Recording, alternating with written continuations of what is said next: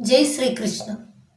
यत्रो परमते चित्तं निरुद्धं योग सेवया यत्र चैवात्मनात्मानं पश्यन्नात्मनि तुष्यति सुखमात्यन्तिकं यत्तद्बुद्धिग्राह्यमतीन्द्रियं वेत्ति यत्र न चैवायं स्थितश्चलति तत्त्वतः यं लब्ध्वा चापरं लाभं मन्यते नाधिकं ततः यस्मिन् स्थितो न दुःखेन गुरुणापि विचल्यते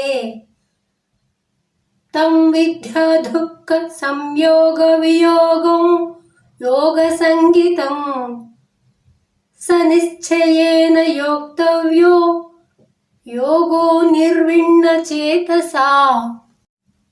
యోగాభ్యాసము చేత నిగ్రహింపబడిన చిత్తము పరమశాంతిని పొందుతున్నది. అటువంటి నిర్మలమైన మనస్సున్న యోగి తన యందే ఆనందమును పొందుతున్నాడు. ఆత్మానందము ఇంద్రియములకు అతీతమైనది. ఆత్మస్థితి నిర్మలమైన బుద్ధితో మాత్రమే సాధించవచ్చును. అటువంటి ఆనందము అంతము లేనిది. అటువంటి ఆత్మసుఖమును అనుభవిస్తున్న యోగి తన సొంత అనుభవంతో ఏమాత్రము చెలించకుండా ఉండును.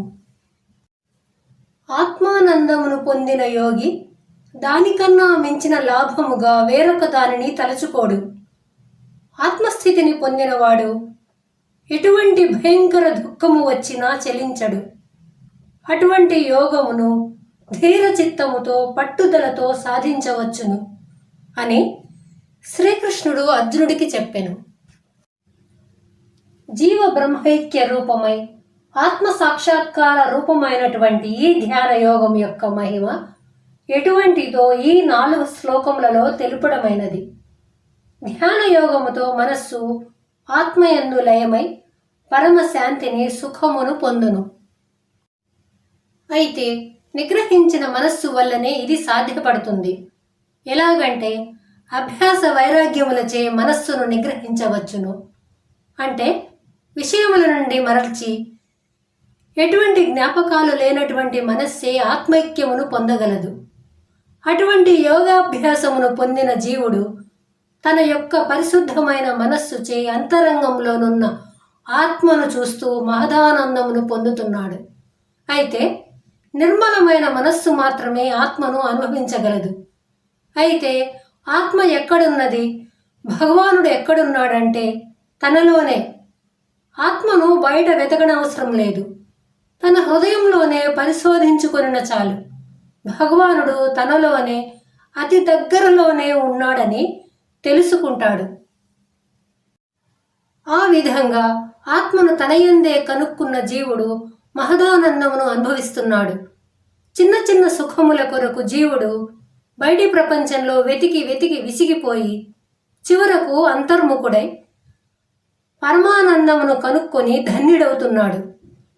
ఈ సుఖం ఎటువంటిదంటే అనంతమైనది, ఇంద్రియాతీతమైనది. బుద్ధి నిర్మలమైనప్పుడు అది తన ఉపాధి రూపమును కోల్పోయి ఆత్మాకారముగా మార్పు చెందుతుంది.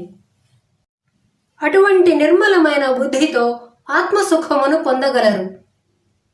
అటువంటి ఆత్మానందంలో నిమగ్నుడైన యోగి అక్కడి నుండి చలించకుండా దాని యందే మహదానందమును పొందుతూ ఉన్నాడు. ప్రపంచంలోని అన్ని లాభముల కన్నా గొప్ప లాభము అటువంటి ఆత్మానందమే. ప్రపంచంలోనున్న లాభములనెన్నింటిని పొందినా అవి కొంతకాలమునకు నశించిపోవును. కాబట్టి అవి క్షణిక లాభములు.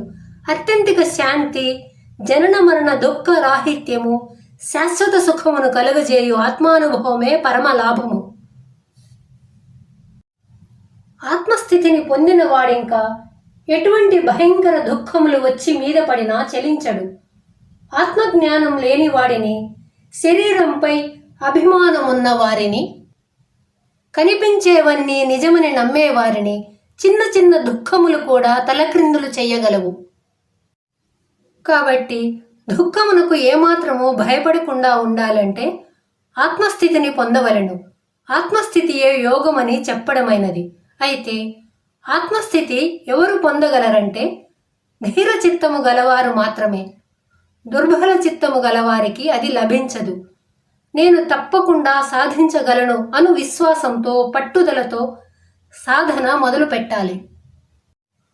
అభ్యాస కాలంలో ఎన్ని ఆటంకములు వచ్చినా భయపడకూడదు.